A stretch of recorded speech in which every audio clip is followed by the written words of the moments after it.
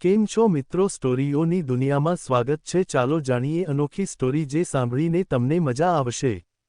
મારા પતિના મૃત્યુ પછી હું સાવ એકલી હતી. મારી 7 મહિનાની બાળકી રડી રહી હતી. તેને દૂધની જરૂર હતી. મારી પાસે દૂધ લેવા માટે પૈસા નહોતા, એટલે હું દુકાનદારની દુકાને દૂધ લેવા માટે ગઈ. મેં દુકાનદારને કહ્યું મારી પાસે પૈસા નથી અને મારે મારી દીકરી માટે દૂધ જોવે છે. ત્યારે તે દુકાનદારે હસતા મને કહ્યું, દોસ્તો નિધિ એક યુવાન વિધવા સ્ત્રી હતી, જેનું લગ્નજીવન ખૂબ ટૂંકું રહ્યું. તેના પતિનું લાંબી બીમારી બાદ અવસાન થયું હતું. તેનો પતિ તેને અને પોતાની છોકરીને એકલી છોડીને જતો રહ્યો હતો. હવે નિધિ તેની 7 મહિનાની છોકરી સાથે તે એક ભાડાના ઘરમાં રહેતી હતી.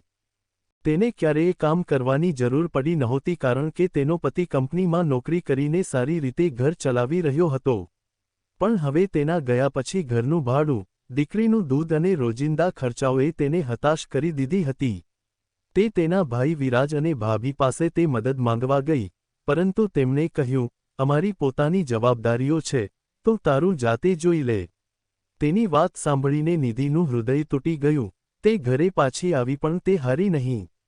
તેણે નક્કી કર્યું કે તે પોતાની દીકરી માટે લડશે. એક દિવસ જ્યારે તેની દીકરી ભૂખથી રડી રહી હતી, તે ગામની દૂધની દુકાને ગઈ. દુકાનના માલિક મનોજ એક દયાળુ માણસ હતા. તેમણે નિધિની મજબૂરી જોઈ અને પૂછ્યું, શું વાત છે બહેન? તું આટલી ચિંતામાં કેમ છે?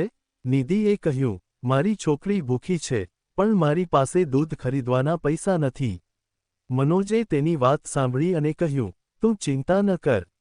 હું તને રોજ દૂધ આપીશ અને થોડા પૈસા પણ આપીશ, પરંતુ બદલામાં તારે મારી માતાજીની સંભાળ રાખવાનું કામ કરવું પડશે. મારી માતા બીમાર છે, અને તેમની સેવા માટે મને કોઈ વિશ્વાસુ વ્યક્તિની જરૂર છે. નિધિએ આશ્ચર્યથી પૂછ્યું, શું હું આ કામ કરી શકીશ? મનોજે કહ્યું, હા બહેન, તું એક માતા છે, તને બીજાની સંભાળ કેવી રીતે રાખવી તે ખબર છે. નિધિએ આ કામ સ્વીકાર્યું. તે રોજ મનોજના ઘરે જઈને તેમની બીમાર માતાજીને નવડાવતી, ખવડાવતી અને તેમની સાથે સમય પસાર કરતી. બદલામાં મનોજ તેને પૈસા અને દીકરી માટે દૂધ આપતા. ધીમે ધીમે નિધિનું જીવન સુધરવા લાગ્યું. તેણે નવા કપડાં ખરીદ્યા, ઘરનું ભાડું ચૂકવ્યું અને દીકરીની સંભાળ સારી રીતે રાખવા લાગી. પરંતુ ગામમાં કેટલાક લોકોને નિધિની પ્રગતિ જોઈને જલન થવા લાગી. તેઓએ તેના વિશે અફવાઓ ફેલાવવા માંડ્યા કે નિધિ કદાચ ખોટું કામ કરે છે.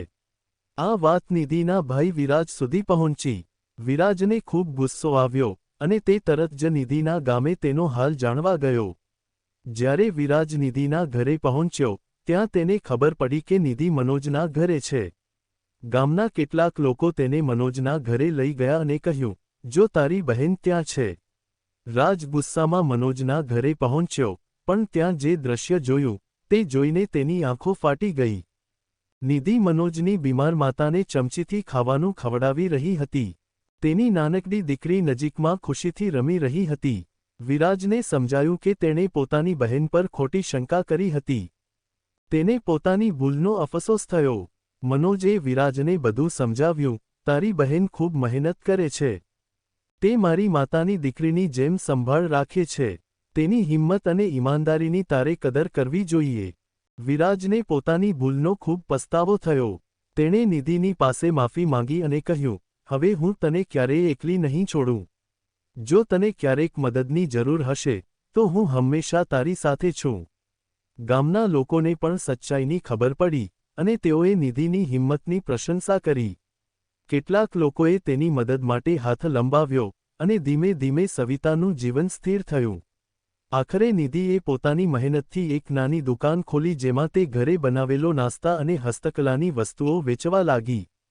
તેની દીકરી ખુશહાલ અને સ્વસ્થ થઈ, અને નિધિ એ ગામની મહિલાઓ માટે પ્રેરણાનું ઉદાહરણ બની. આ સ્ટોરી પરથી શીખવા મળે છે કે જીવનમાં મુશ્કેલીઓ આવે તો હિંમત ન હારો. મહેનત અને ઈમાનદારીથી દરેક સમસ્યાનો ઉકેલ મળે છે. સમાજે પણ એકબીજાને સમજવું જોઈએ અને મદદનો હાથ લંબાવવો જોઈએ, ખાસ કરીને જેઓ મુશ્કેલ સમયમાંથી પસાર થઈ રહ્યા હોય. ધન્યવાદ મિત્રો વાર્તા સાંભળવા માટે.